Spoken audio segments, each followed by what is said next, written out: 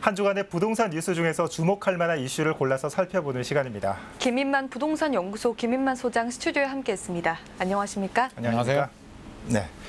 자, 지난 한 주간에도 부동산 시장 뜨거웠습니다. 네. 어떤 이슈들이 있었습니까?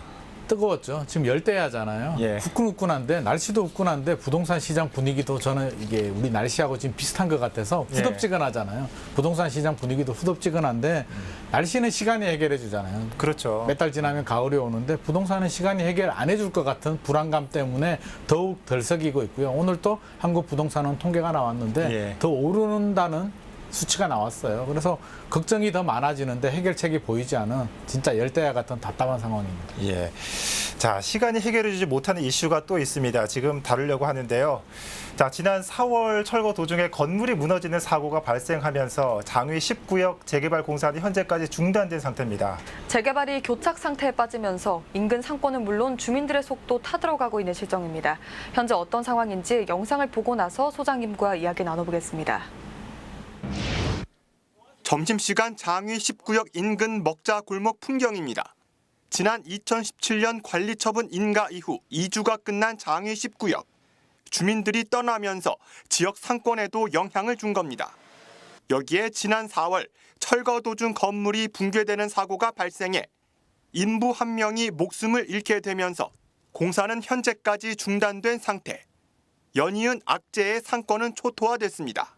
있던 주민들이 다 이사를 가버렸잖아. 여기만 있는 게 아니고 저 밑에도 그렇지. 그러니까는 손님이 있을래 없죠. 이주 보상비를 놓고 조합 측과 재개발 구역 내 교회와의 갈등도 이어지고 있습니다. 양측은 소송전까지 벌이며 보상비를 둘러싸고 줄다리기 중입니다. 팽팽한 갈등 속에 최근 교회 측이 거리두기 4단계 중에도 주일 예배를 강행하자 주민들의 원성은 커지고 있습니다. 재개발을 둘러싼 잡음이 이어지는 가운데 성북구는 장위 10구역 공사 재개 시점을 예측하기 어렵다고 밝혔습니다. 지금 어떻게 절차를 밟고 있는데 뭐라고 설명을 드릴 수가 없네요. 다시 철거 진행하는데 안전조치 부강하라고 내려와 있거든요. 건물 붕괴로 인한 인명피해와 보상비를 둘러싼 소송전, 여기에 코로나 사태까지 더해져 장위 10구역 재개발을 지켜보는 주민들의 속은 속절없이 타들어가고 있습니다. 들라이브 서울 경기 케이블 TV 박선화입니다. 네, 지금 화면에서 본 것처럼 장위 10구역 재개발 공사가 이 석 달째 지금 이루어지지 못하고 있는데 어떻습니까?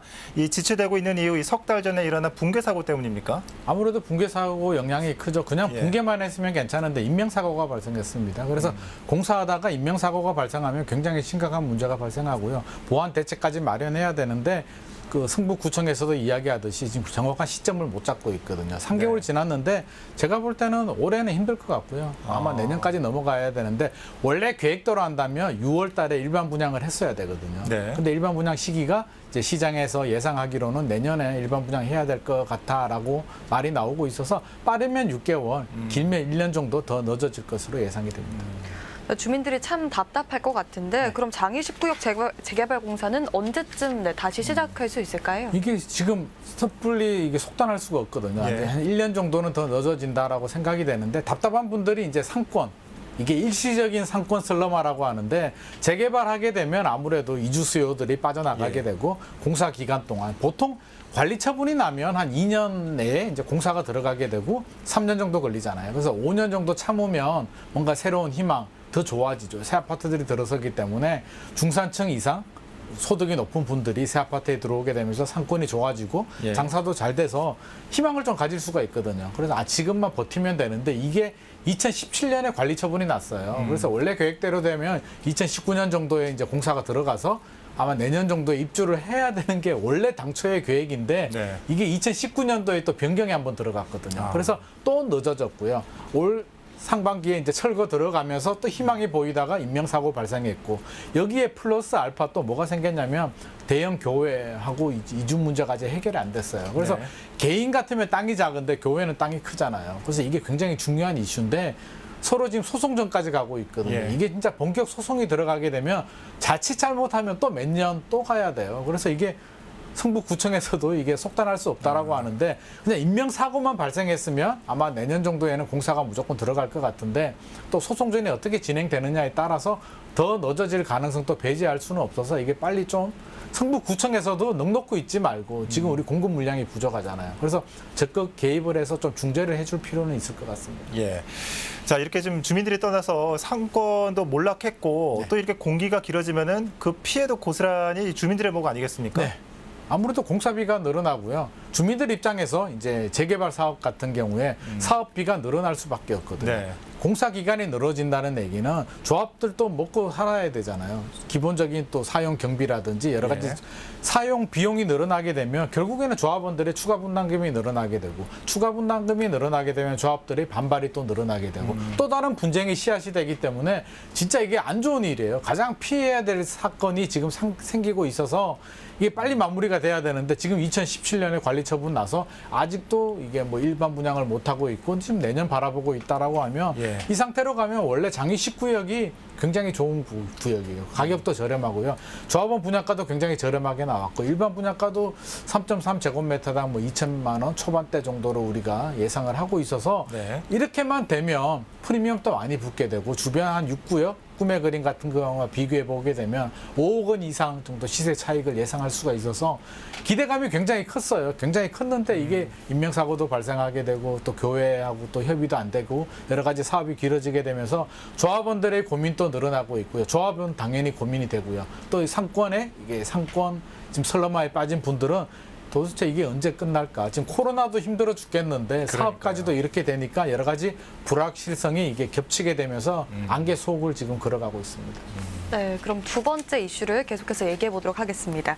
지난 7월 16일이 오세훈 서울시장이 취임한 지 100일째 되는 날이었는데요. 벌써 100일 됐네요. 네. 그럼 먼저 지난 100일 동안 오 시장의 서울 부동산 정책 어떻게 평가하고 계십니까? 솔직히 기대는 굉장히 컸거든요. 이게 마침 또 이게 4월 그때가 부동산 시장의 변곡점이었고 오세훈 서울시장이 재보궐선거에 당선이 되면서 어떻게 보면 야당 시장이었잖아요. 그래서 기대감을 굉장히 많이 좀 펌프질을 해줬습니다. 이게 네. 민간 규제를 풀어줘서 이제 공급을 늘리겠다. 30만 호 공급 계획을 뭐 빨리 추진하겠다라고 했는데 지금 100일, 벌써 100일이 지났다라고 제가 이렇게 반문을 했는데 솔직히 뭐 했는지 잘 모르겠거든요. 지금 나온 얘기가 구체적인 액션이 나오지는 않았어요. 예. 이제 로드맵 정도는 나왔는데 로드맵 같은 경우는 이제 뭐 추가 지정을 많이 하게 되고 사업 속도를 빨리 하게 되고 용적률을 완화시키고 여러 가지 인센티브의 로드맵이 나왔는데 그게 액션에 아직 실행이 되진 않았고요. 또 이게 제대로 수행이 되려면 저는 좀 이해는 해요. 개인적으로 이해를 하는 게 서울시장 혼자 힘만으로 할 수 있는 건 구역 지정하고요. 또 이게 사업 시행 계획 인가라든지 이런 단계에서 약간의 좀 힘을 좀 실어줄 수는 있어도 네. 용적률 완화 같은 경우는 서울시 의회와 걸리고요. 또 사업 단계라든지 어떤 도정법을 건드려야 될 부분은 또 국회하고도 맞물리는데 의회와 국회와 청와대가 모두 이게 지금 이게 여당, 야당 서로 편이 다르기 때문에 오세훈 서울시장 입장에서는 굉장히 좀 답답한 상황인 것 같고 지금 이슈가 또 우리는 부동산이 핫 이슈인데 서울시장 같은 경우는 부동산 일만 할 수는 없잖아요. 그렇죠. 지금 또 방역도 신경 써야 예. 되고 신경 써야 될 일이 한두 개도 아니고 내가 개입을 한다라고 해서 사실은 부동산 이슈, 부동산 문제에 대해서 서울시장이 할 수 있는 역할은 극히 제한적이기 때문에 어떻게 보면 기대감이 너무 컸고요. 우리 지금 시장에서 바라볼 때는 도대체 뭐 하고 있나 답답함을 느끼겠지만 애당초 저는 어떻게 보면 예상했던 일이고요. 오세훈 서울시장이 할 수 있는 역할이 극히 제한적이기 때문에 시간이 지나도 최근에 이제 그런 이슈도 있었잖아요. 국토부하고 협의를 해서 지휘양도 금지를 좀 당기겠다. 예. 원래는 조합 설립 인가였는데 안전진단 단계로 당기겠다라고는 했는데 그 후로 또 후속 조치가 또 나오진 않아요. 그래서 이런 좀 답답한 상황이 이어지고 있는데 제 생각에는 이게 더 이어질 것 같습니다. 이게 단기간에 이게 뭐 200일이 된다고 해서 해결될 문제는 아닌 것 같습니다. 예, 처음에는 좀 오 시장에 대해서 좀 기대를 하셨다고 하는 게 또 많은 사람들이 좀 기대를 했던 게 규제를 풀겠다, 뭐 일주일 안에 모든 규제를 풀겠다, 재건축 재개발을 활성화하겠다 이런 부분이었는데 어떻습니까? 한 100일 지났는데 좀 규제가 풀린 것 같습니까? 저는 안 풀린 것 같아요. 그래서 풀 수도 없는 부분이고요. 이게 규제라고 하면 이제 일주일 내로 하겠다라고 했는데 안전진단만 바라보자고요. 안전진단 2차 권한이 서울시한테 없습니다. 국토부한테 있거든요. 그래서 애당초 나한테 권한이 없는 부분을 일주일 안에 당기겠다라고 했는데 아마 그때는 또 우리 좀 이해를 해야죠. 아무래도 공약을 해야 되고 선거 기간이기 때문에 조금 약간 강한 이슈를 좀 선점하는 입장에서 그런 강한 이슈를 던진 것 같고요. 실질적으로 할 수 있는 권한이 없기 때문에 재건축 같은 경우는 안전진단이 제일 중요하거든요. 근데 안전진단 단계부터 국토부가 칼자루를 쥐고 있기 때문에 또 용적률을 올리려고 하면 서울시 의회고요. 그래서 오세훈 시장이 할 수 있는 건 추가 구역 지정인데 사실 서울에서 지금 공공재개발하고도 맞물리잖아요. 그래서 이렇게 신규 구역 지정조차도 이게 쉬운 일은 아니에요. 여러 가지 작업을 많이 해야 되고요. 사전 조사를 해야 되기 때문에 단기간에 우리가 기대하는 성과에 가시적인 성과가 나오기는 그럼 앞으로는 좀 힘들 것 규제가 풀릴 거라고 보세요? 저는 올 하반기 동안에는 안 풀릴 것 같고요. 이게 되려면은 내년에 선거가 있잖아요. 지자체 재보궐 선거, 재보궐이 아니죠. 지방 선거가 있는데 예. 적어도 국회는 좀 다른 차원에서 보더라도 서울시하고요. 서울시 의회는 한 팀이 돼서 움직여줘야만 서울시의 부동산 정책이 좀 액션, 굉장히 액티브하게 움직이는데 그래서 그런 면에서 바라보자면 적어도 내년 지방 선거는 결과를 본 다음에 그 이후의 문제라고 생각을 합니다. 네, 뭐 정책을 평가하기에 100일이라는 시간은 너무 짧긴 하지만 네네. 공교롭게도 서울 아파트 값이 9주 연속 상승하고 있고 네. 전월세 가격도 계속해서 급등하고 있거든요. 근데 오 시장의 부동산 정책이 이런 집값 안정에 도움을 줄 수 있을까요?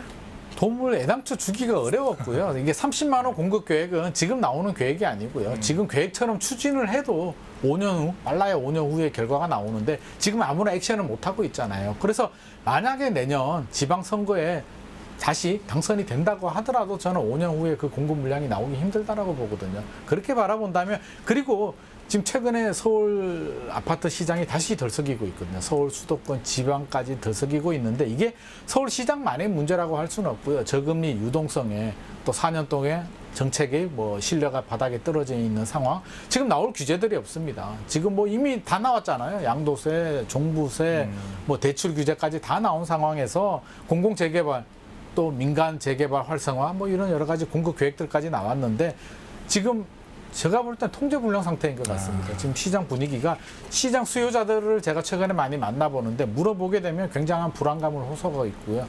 다주택자들도 불안해하고요. 1주택자들도 불안해하고 무주택자들은 더 불안해하는 상황이기 때문에 올 하반기 내년 상반기까지는 제가 볼 때는 쉽게 해결되기는 힘들 것 같습니다.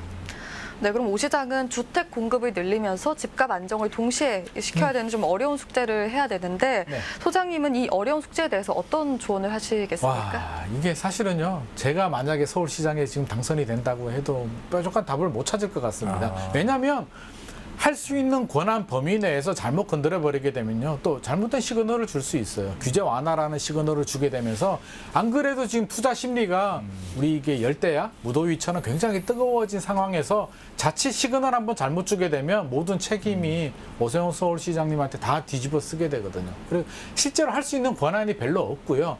또 해서도 굉장히 어려운 상황.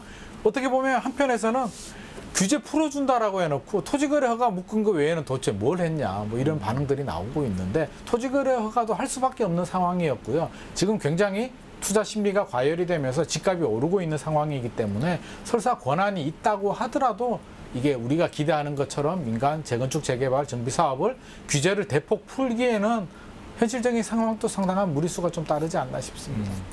말씀 들어보니까 남은 임기 동안 이 서울 부동산 시장 좀 녹록지 않을 것 같습니다. 쉽지 않습니다. 예, 어떻게 전망하십니까? 저는 더 오를 것 같습니다. 아. 제가 안타깝다는 표현을 좀 하고 싶은데요. 오늘 오전에도 이제 다른 기자분이 전화가 와서 이제 통화를 하면서 제가 서울시장이거나 국토부 장관님이 어떻게 하겠냐라고 물어보더라고요. 그래서 답이 없다라고 했거든요. 답은 제 생각에는 금리 올려야 될 것 같습니다. 금리 올리는데 0.25 정도 올려가지고는 답이 안 나올 것 같고요. 만약에 우리가 시장 수요자라고 가정을 해보자고요. 이게 좀 충격을 먹으려면 우리가 기대보다 더 강한 규제들이 나와야 되는데 예를 들어서 규제라고 한다면 뭐 주택거래 허가 정도 이런 강한 규제들이 나와야 되고요. 금리 같으면 0.25가 아니라 적어도 0.5%포인트 정도 올린 다음에 로드맵을 제시해 줘야죠. 내년에 1%포인트, 매년에 1%포인트씩 해서 한 2025년까지 계속 올리겠다라는 로드맵을 제시해주면 상당한 충격을 먹으면서 긴장을 할 텐데 지금 아무런 계획이 없고요. 홍남기 부총리도 그렇고 자꾸 고점이다, 버블이다라고 이야기를 하는데 구체적인 팩트, 근거를 제시를 못 해주고 있거든요. 이미 시장의 신뢰를 잃어버린 상태에서 구체적인 팩트, 근거를 제시해주지 못하는 경고는 더 이상 경고, 시장에서 먹히는 경고가 아니기 때문에 저도 답답하게는 생각을 하는데 현실적으로는 뾰족한 답은 없을 것 같습니다. 네, 자 오늘 말씀 잘 들었습니다. 자, 지난 4월 재보궐선거에서 부동산 문제를 해결할 거라는 기대감으로 당선됐던 오세훈 시장. 남은 임기 동안 어떤 해법이 나올지 궁금해집니다. 지금까지 장위 19역 재개발 문제와 취임 100일을 넘긴 오세훈 시장의 부동산 정책 점검해봤습니다. 소장님, 오늘 말씀 잘 들었습니다.